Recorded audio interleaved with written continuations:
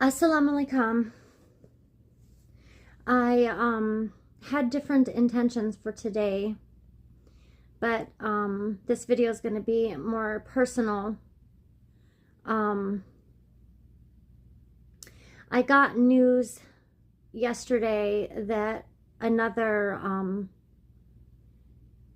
someone else that I know, his little brother, unalived himself.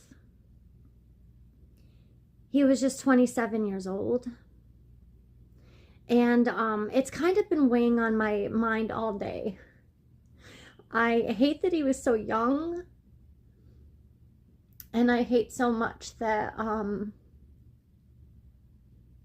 that's the route he took, because as hard as my struggles are and as much as I want to, I wish that Allah would call me home. I just know that that's not the way it's supposed to be. And I worry about his journey. And I pray for his family. I pray that their suffering is their healing. I pray that their healing goes well. I was gonna read through the video, but I'm just gonna let it go.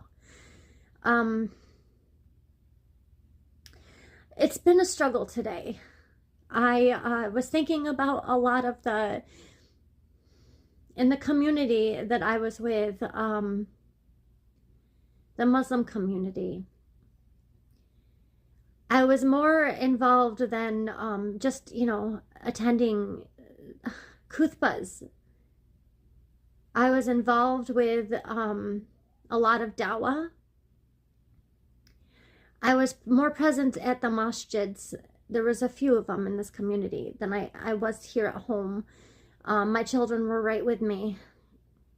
But I knew things that other people didn't know. And unfortunately, there's been a few, and I'm thinking about them right now, but there's been a few sisters that I know of, and I'm sure there's brothers too, but that are unalive themselves. And it's a struggle for me, because the only thing that keeps me here is the Quran and what I know about it. I know we're judged based on our intellect, but I understand how hard life gets, especially now, the way things are. It's harder and harder. And I think a lot about my sisters, and I wonder if they, because I've reached out to sisters with my struggles, and I shared with them my wish to be unalived, and I just got harsh judgment. And I wonder so much, I wonder if these sisters who did unalive themselves, if they went to the same people I did, because I wasn't received very well, and I was I had harsh judgment, just harsh judgment, and it wasn't helpful. And I left more broken than, I went. And a lot of the reasons why I came home and I just closed myself off, because I didn't have any more energy to, I'm already so broken in life. Like I couldn't put more energy into trying to get someone to empathize with me. And that's what I want to talk about, is the lack of empathy in this world. I know I feel too much. It's a gift and a curse, because I'm definitely grateful that I'm not closed off the way a lot of other people are. But I've been sitting with this all day. Emotions have been stirring up. And I also want to talk about 4 years ago, the unalivement, self-unalivement. it rose dramatically. It rose, and I can't share with you the numbers right now, but it skyrocketed, and nobody's been talking about this, not a soul. And whenever I've tried to discuss this, I've always been shut down. But I think that's why Allah has been giving me these experiences, because I'm supposed to feel it so I can share with other people. I don't know, but I do. It's something this world is lacking so heavily. They're lacking empathy for their fellow, humans. And I know it's done by design. I know people don't want to really hear it, but they're so detached from each other. Everyone is into their electronics, and it's, they don't have any real friends in the world. They're all like, even if they do, they're all so absorbed into their video games or the latest celeb, and how many people are still talking about the Super Bowl. It's like there's just no human interaction anymore, like not the way it was when I was growing up. And I know that it's taken such a heavy toll on my family, on my mental. I think it's taken a toll on many people's spirituality.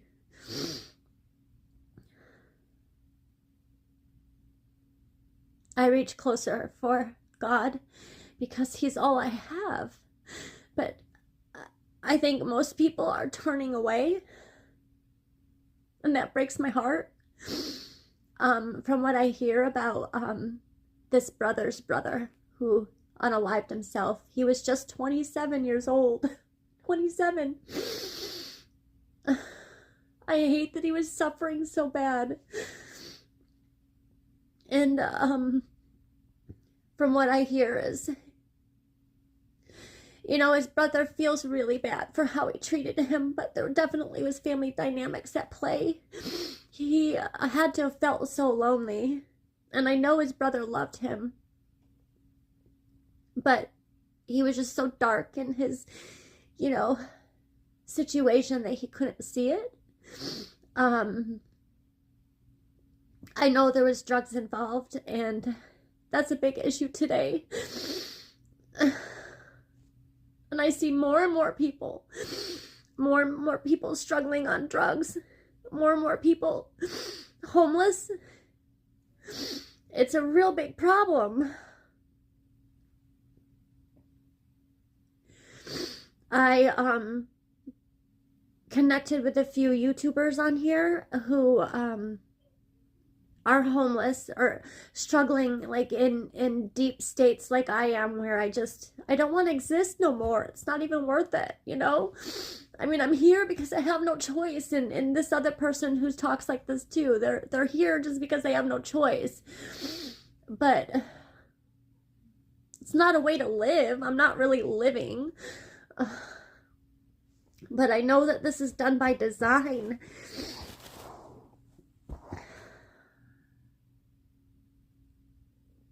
I wish I could get you guys to understand what I learned. Well, I mean, I kind of saw it in play, but it's just like it was, I'm going to try and share some information about it.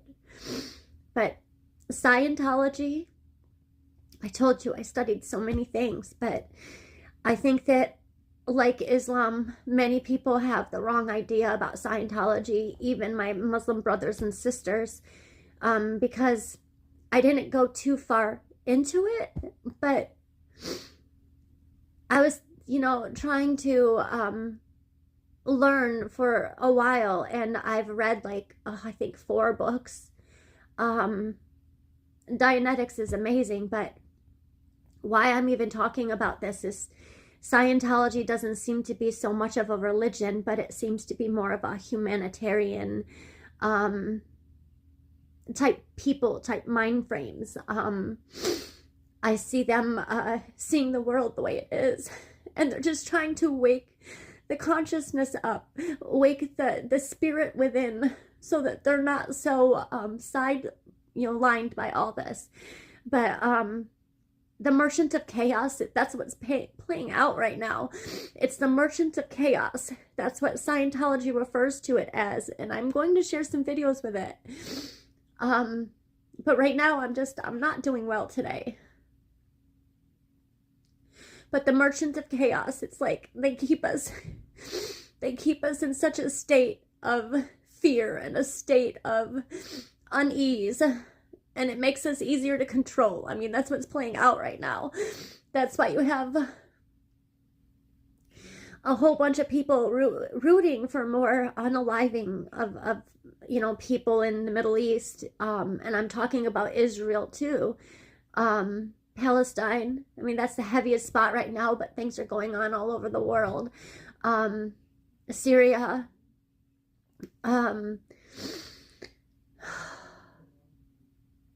it's by design. Like, this is all by design, and they want to separate us, and they're doing a really good job at it.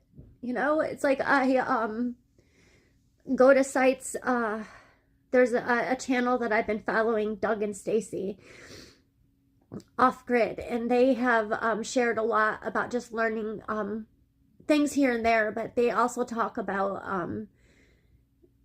political things, and it's like you go into the comment section there, and it's like everybody is there on the same page. They all see things for what it is, and they just want to make a difference.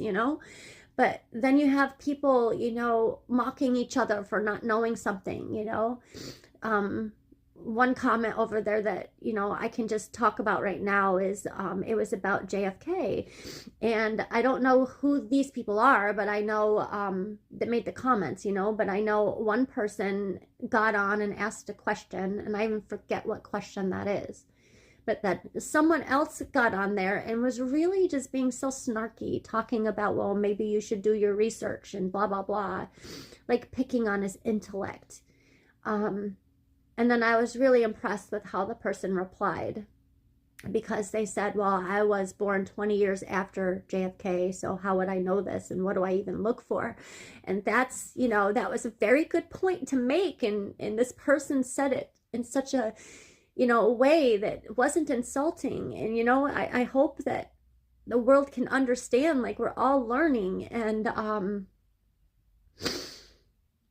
trying to attack people like that, it just closes them down. It doesn't, we want to try and help each other learn things that we might not know, or that they might not know, and kind of grow together, because the separation, it's just too much. I watched another video that I want to share with people, and it's about the area, Palestine, and the history of it, and it was put together so well, and I will have to share that one, because I'm learning some things too that I didn't know. I thought I knew, but I was wrong. And that's one thing you have to be willing to do, is understand that you might not know, and be willing to accept the fact that you're wrong, so that you can learn something new. I don't know who I'm quoting, but I love this quote. A wise man knows that they know nothing. And that's because, like, a human being, we're incapable of knowing everything. So when people are out there and they think that they know everything, and know that it's ego. Just try and humble yourself. But so I don't know, I just wanted to share about the divide and how many people are struggling right now. And, going to see these, videos of other people who are putting out very emotional content the way I am. I did it out of desperation. I have nobody in this world. My 2 kids that rely on me. And I'm struggling with something about tomorrow too, and it has to do with just being alone and not having a support system.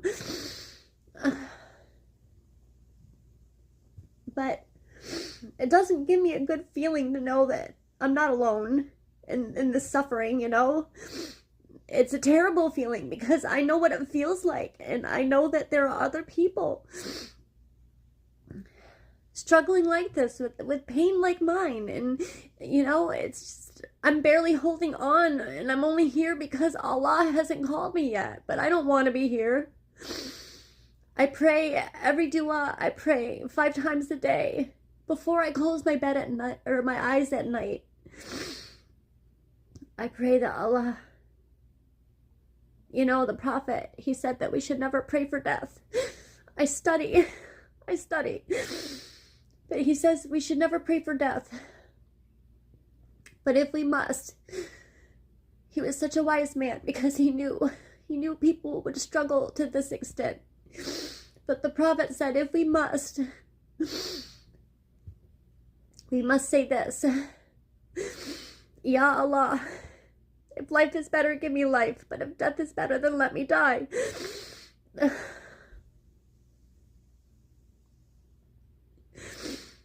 I cry every day when I wake up. I cry because I'm still here. I feel so trapped in this world. And I don't need any humans or any kind of medicine, because that's the first thing humans want to go to when you try and share your emotions. They're like, oh, well, you need a medication, well, how about therapy? Wouldn't that start? How about just being a friend and listening? And that's really what it takes. But what I need is my Quran. That's what I need. It's the only thing. It's my lifeline. It's the only thing that's been keeping me here.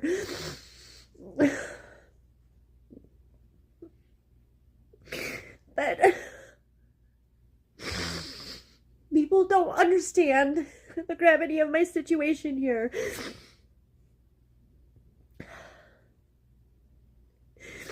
I was happily married, yada yada.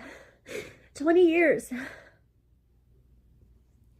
I just didn't see, I just didn't see us like this.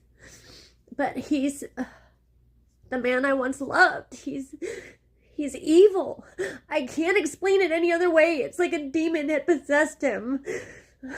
I don't know who he is, but he makes my life so hard. And he's a vet too. He works at the VA. He's a social worker. And he's been preventing me from getting a lot of help.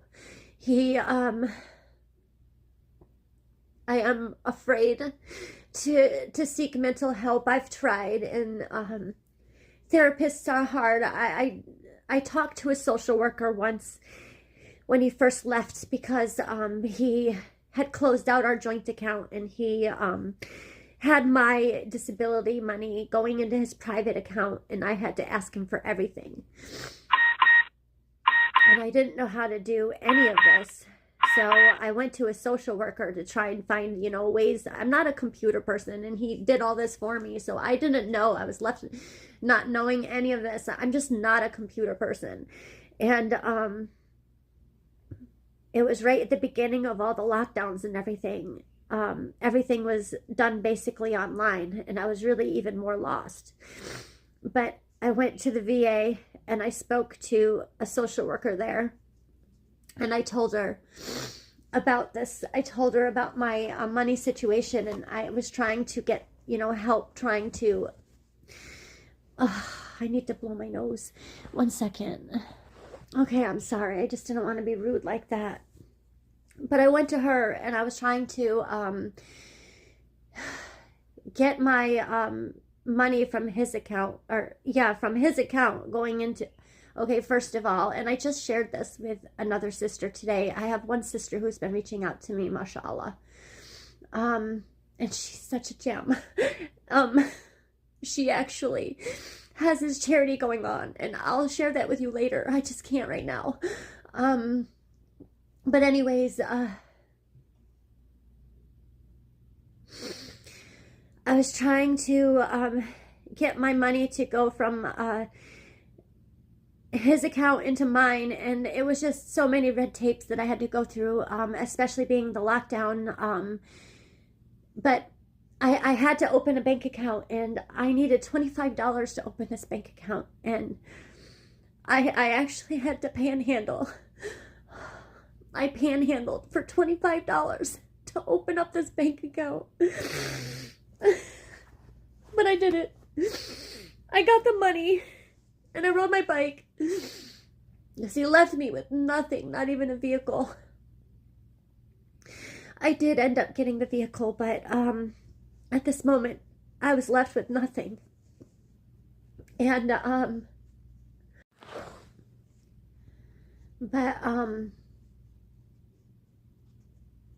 everything I said to that social worker went back to him.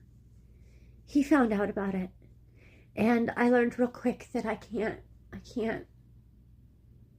go there for help.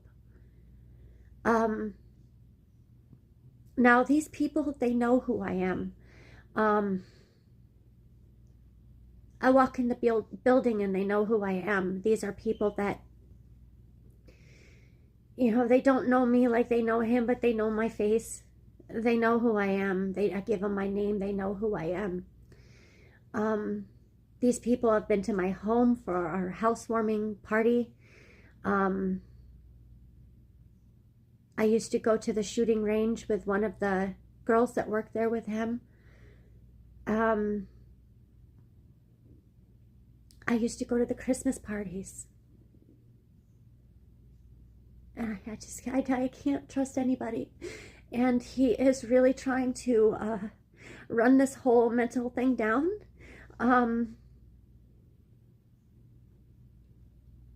I'm struggling again. I'm kind of going through another circle, and it's just I want help out of my situation, and I'm stuck in it. I'm just stuck in it, left to rot. But I might myself be homeless soon. I'm worried about my kids. There's a lot of sexual abuse. I'm sorry, maybe I shouldn't have said that. SA, I guess. I have to change my words, but his brother is a pedophile. He did 7 years for it. His uncle, he SA'd someone. I don't know the full story on that, but I know that he died in prison because of it. And my ex's Pentecostal reverend father is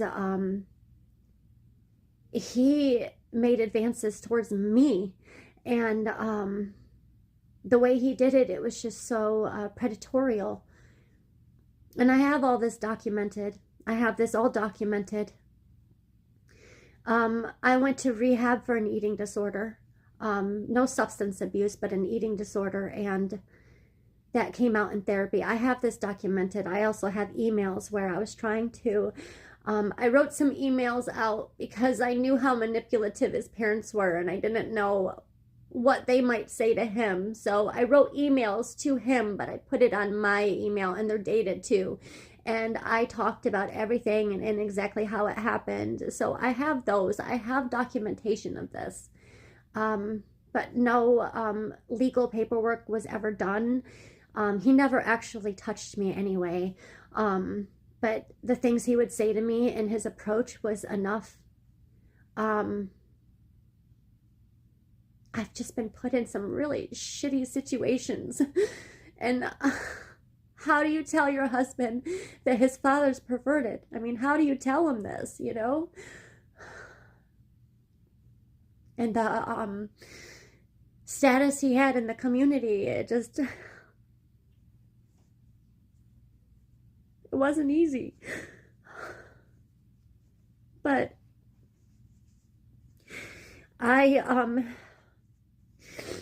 okay, now I'm stressing really bad right now. My anxiety's up really high. It's like the last 3 days I've gotten bad information, or bad news, really bad news too. I mean, just really bad news. My ex, he had straight up told me that he just wants me to be homeless so that the kids go to live with him. And he lives with his parents, and it's just not a good situation, and I do worry about my kids. I worry about them. I worry about them. But tomorrow I have to go to the VA, and I'm scared to. And this is where I just wish that I had a sister who would just like go with me, just be there, you know, and just sit with me. Don't have to say anything, just come with me. Like, that's the only support I really need. I'm afraid to walk in the building. It's the building he works at too. And I'm just, I don't even know if I'm gonna make it there because my anxiety is up too high right now.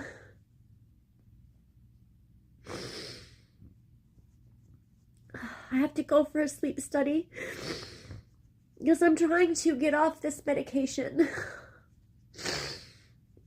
I don't like medications at all, and this whole time with my injuries, I haven't been taking pain medication. I haven't been doing any of the stuff that they keep trying to push on you. I don't do. I've received acupuncture, which is amazing. I do get massaged twice a month, but I pay for that out of my own pocket. But that helps with pain too. I don't get acupuncture anymore. It's just too expensive, but that was really, really helpful. It was really helpful. Even spiritually. Oh my God. But tomorrow I have to go here because I need to get off this medication and I'm having trouble. I'm having a lot of side effects. It's a sleeping pill. I didn't know how bad it was because if I ever did, I never would have started this medication in the first place, but I've been on it for 20 years and I cannot sleep without it.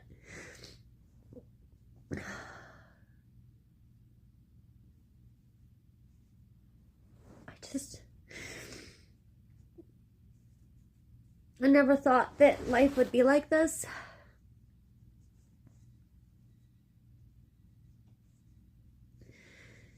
Six years ago, I was worried about burying my husband, and you know, that was just not something I wanted to put into my head, you know, but I never would have thought losing him like this because I really loved that man.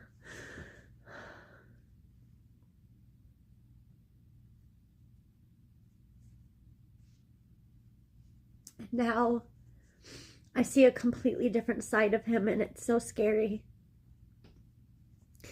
He has never physically hit me, but he has done some other things that's just so messed up.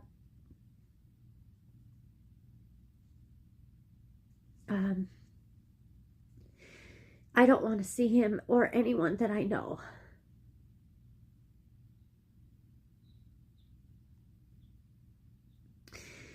And I want to get off this medication. The only thing I ever took for my pain was Motrin because I figured that's lighter, you know. I don't like the loopy feeling that you get when you take these medications. But I even stopped taking that because I heard some things about that. It interferes with the connective tissue. And I noticed that like when my pain, you know, starts to flare up and then it comes in new places. My original injury is in my lower spine, but now it's like interfering with my shoulders and my neck. And it's like just recently my left side was flaring up. That's why I've been going to massage. And it's been helpful. But before I went to massage, because I don't like to leave my house, it's the only time I leave my house. Twice a month I go get a massage.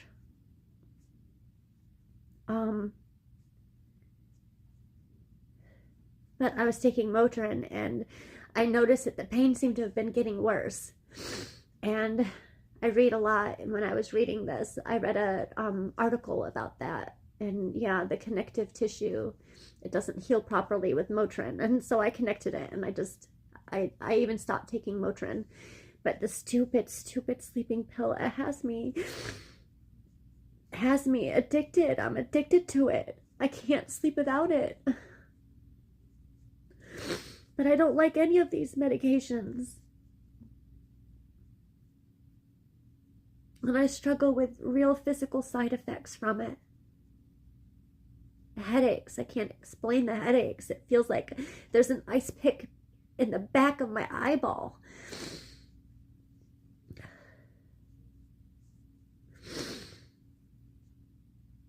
I don't know what to do. I don't know if I'm going to make that appointment tomorrow. Because I just don't want to see him. And I don't want to see anybody that knows me.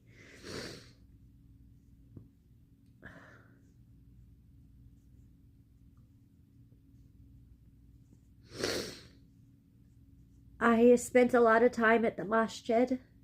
So right after my ex left me 4 years ago. Right at the, the lockdowns and everything. It was...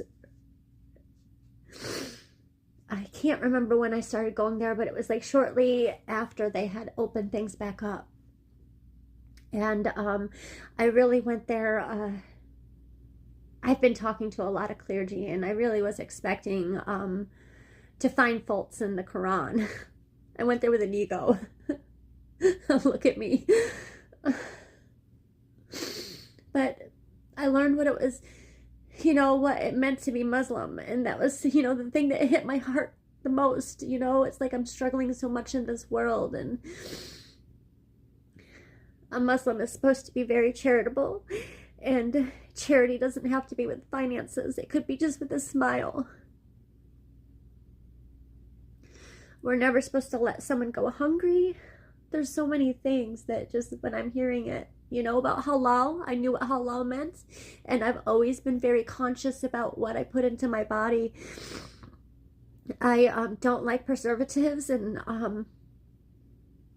I hate fast food. I do like Chick-fil-A though. But it's about the only fast food I'll eat. And I prefer so many other things. But I like to raise my own chickens. I even call my own chickens. But halal, it's like, it's more than just a prayer being said over the meat. It is how you treat the animal when they're alive. You treat them very humanely. When you call them, they don't even know that it's coming. It's very, you say a blessing, you say a prayer, and Allah Akbar, and you call them because that's the purpose for them. Allah gave mankind whatever over the land and the animals, and that's what they're here for. They're here to feed us. So I have no problem with all that. Some people do, but I don't. But I hate these factory farms, and I've been saying this forever. Like these animals that are kept in cages, and it's like chickens who lay eggs. They never really touch the ground. They're just kept in these cages their whole lives, one on top of another. I mean, it's so inhumane. But my chickens all have names. I only have one left, and she's not laying anymore. I'm gonna have to call her. I kind of kept her around because she's the only one left, but she even comes in my house, but I'm getting off subject because I don't really know how to even do these videos. I'm just putting my emotions out here for last night and the last few days. But last night it really hit me hard when I heard about this young man's unaliving. And I think about how lonely he was. And like me, I struggle with purpose. I don't feel like I have purpose or meaning. I used to think when I was doing so much dawah at the masjids that, and I would talk to people, and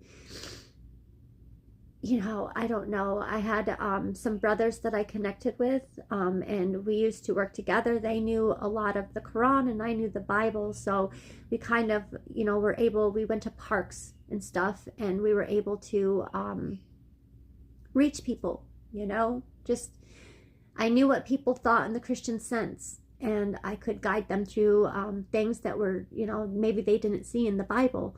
And I was still learning the Quran, so I even got to learn a lot through this. I used to help out with the open houses events too. And I was so heavily involved with study. But whenever I talked about things like the Merchant of Chaos, I didn't have that term then, but, you know, things that were just like how they keep us in a state of fear, and that's what they want us to be. And it's like, I shared things, I shared things about, okay, first of all, my ex, he got so sick from Guillain-Barré. He got that from the flu vaccine. The whole family got the flu vaccine. We have always vaccinated. And I never saw an issue with medicine. That is why I'm so addicted to this stupid pill right now. Because I just didn't know then what I know now. But 6 years ago when my ex got sick, that was my first discernment with medicine. And I started to dig really deep into medicine and stuff, and I wasn't happy with things I was finding. So I made a decision then that none of us were going to get any more vaccines. And then this push came, you know, everyone was being scared to death of this virus. And I'm not saying that it wasn't real, but I'm saying that I don't believe that it was as scary as what they were making it out to be. And I think a lot of people did things that they wouldn't have done if the fear tactics weren't so in front of our face. I know, okay, I spoke to my children's pediatrician, who mocked me, by the way, just for asking questions. She mocked me. She's no longer my children's pediatrician, but I wanted more information. That's what I was looking for, more information about this vaccine, because I didn't know enough about it to make a decision. And she just sat there and kind of mocked me and laughed it off, and my ex kind of giggled too, and I was just so upset. I actually walked out of the building that day. But what she did tell me, and this came from a medical professional, was that there was a 96, and I think she said 99 or 98, but I say 96 because I just can't remember fully what it was, but it was 96 or 98.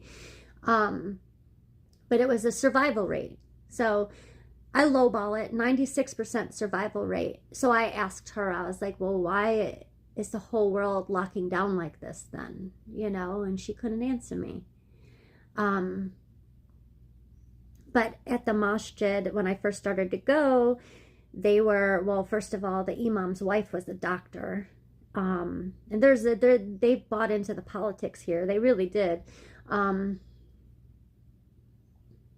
But another sister that I know, who is not a medical professional at all, but she was really pushing this, you know, pushing people to do this.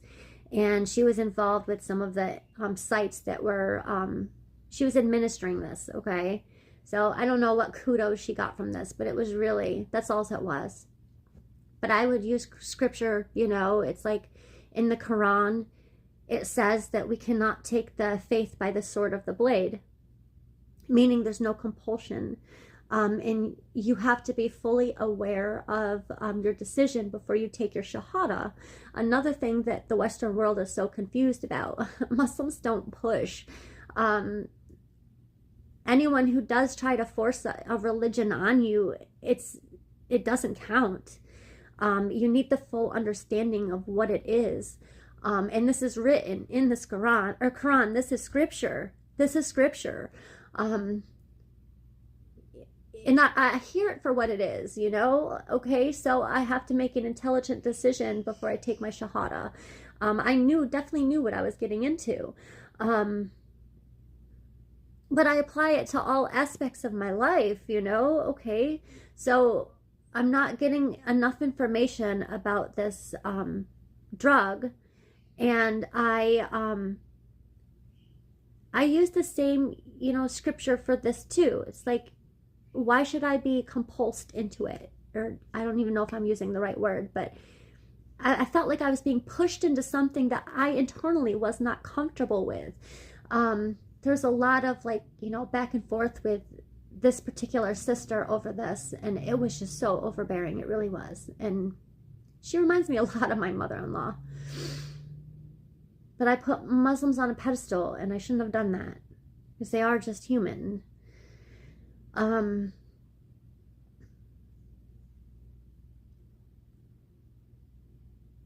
But yeah, I learned a lot of what these medications do, a lot of what drugs in general do. I've never really done drugs in my life. I have done marijuana, and I did that because a doctor recommended it. And it did help with my appetite, it did, but it didn't do anything else that I was promised that it would help me with. It didn't. So I just, yeah, I don't mess with anything. I don't like taking I don't even like taking Motrin. And the sleeping pill is what I'm taking, and I want so badly just to get off this too. This appointment tomorrow is kind of important to this, but my anxiety is really making it hard to walk through those doors. I don't really know if I'm going to go.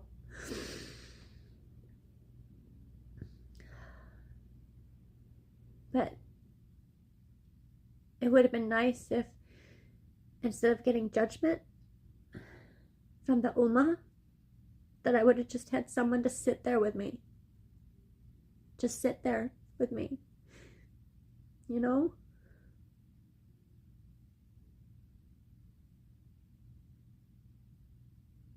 All I needed was a friend. I'm not going to go and unalive myself. But I don't have any purpose or meaning left here. All the pushback I kept getting from my interactions with people at the masjid, it just, I felt for a while that, I was starting over. I mean, it's like my marriage ended 20 years. It ended. That was traumatic enough, but I was really making an effort to just find a new life, create a new life. And I just left more broken than what I went there. And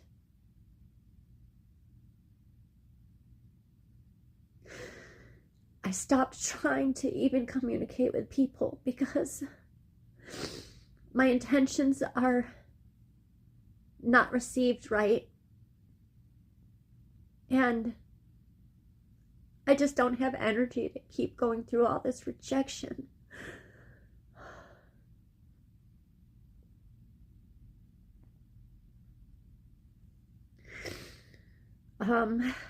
Pray for me, because tomorrow I don't know if I'm going to be able to make it through those doors or not. Hopefully I won't even wake up. That would be nice.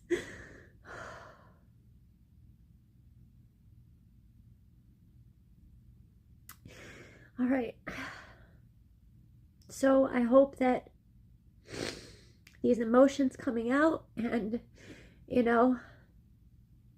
all humility is gone. I don't have any. I don't know if I said that right, but I have no shame.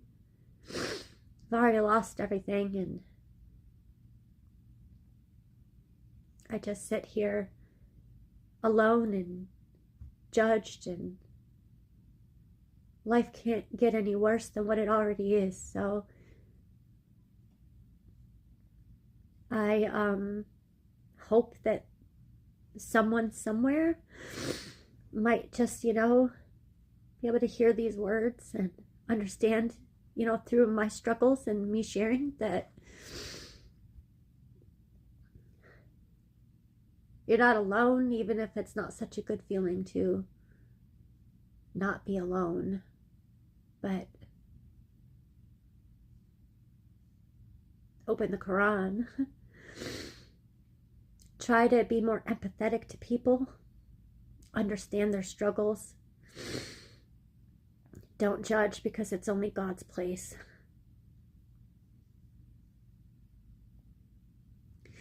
I'm asking for prayer.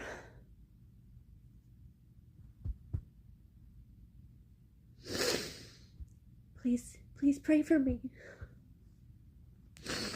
Assalamu alaikum. Just do better.